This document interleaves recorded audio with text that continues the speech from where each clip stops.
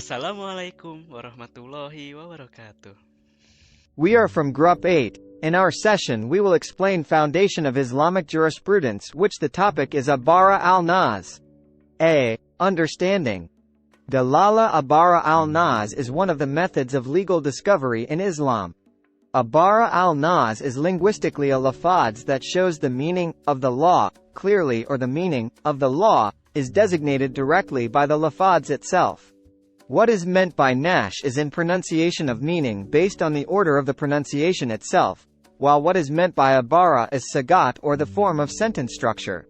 While according to the terminology of Ushul Fiqh has a variety of opinions, some of which are 1.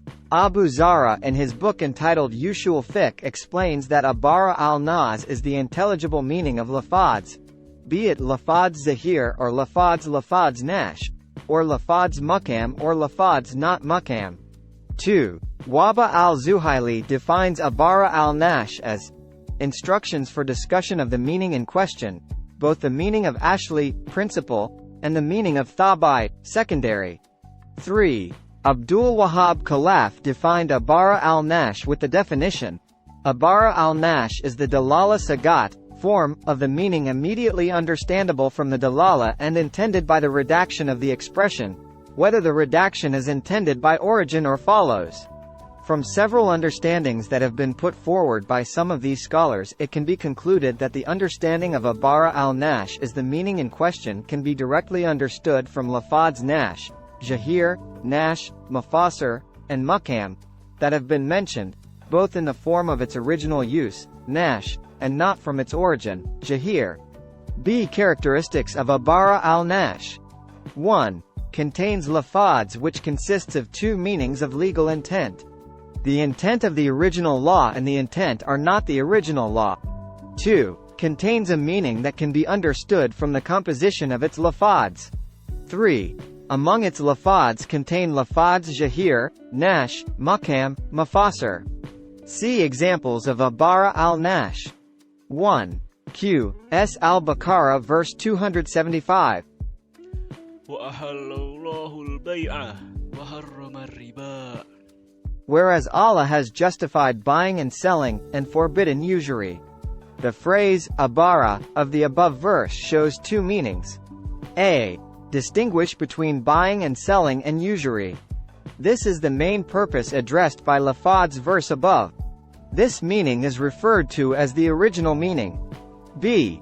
Explaining the lawfulness of buying and selling and the haram of usury. This understanding is the purpose of tabai, secondary, is another meaning of the verse which is understood by dalala Ibarah al-Nash because it negates the equation is to explain their respective laws on the matter of buying and selling, and riba are not the same. 2. Q. S. and Nisa verse 3. وَإِنْ كِفْتُمْ أَلَّا تُقْسِطُوا فِي الْيَتَامَى فَانكِحُوا مَا طَابَ لَكُم مِّنَ النِّسَاءِ مَثْنَىٰ وَثُلَاثَ وَرُبَاعَ فَإِنْ خِفْتُمْ أَلَّا تَعْدِلُوا فَوَاحِدَةً أَوْ مَا مَلَكَتْ أَيْمَانُكُمْ ذَلِكَ أَدْنَىٰ أَلَّا تَعُولُوا. And if you fear that you will not deal justly with the orphan girls, then marry those that please you of other women, 2 or 3 or 4. But if you fear that you will not be just, then marry only one or those your right hands possess.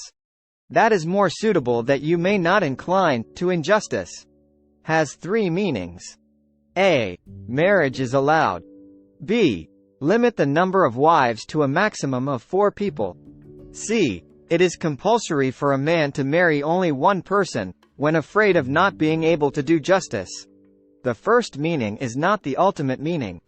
The second and third meanings are the main, original, meanings. D. The power of Ibarah al-Nash. Ibarah al-Nash has a level of strength according to its level of clarity and lafaz. Ibarah in the form of nash is stronger than Ibarah in the form of jahir. Because the appointment of lafaz nash to what is meant is directly and according to its original intent, while the appointment of lafaz jahir, although clear but indirect and not the real intention of the lafaz. That's all from us. Sukran. Wassalamualaikum warahmatullahi wabarakatuh.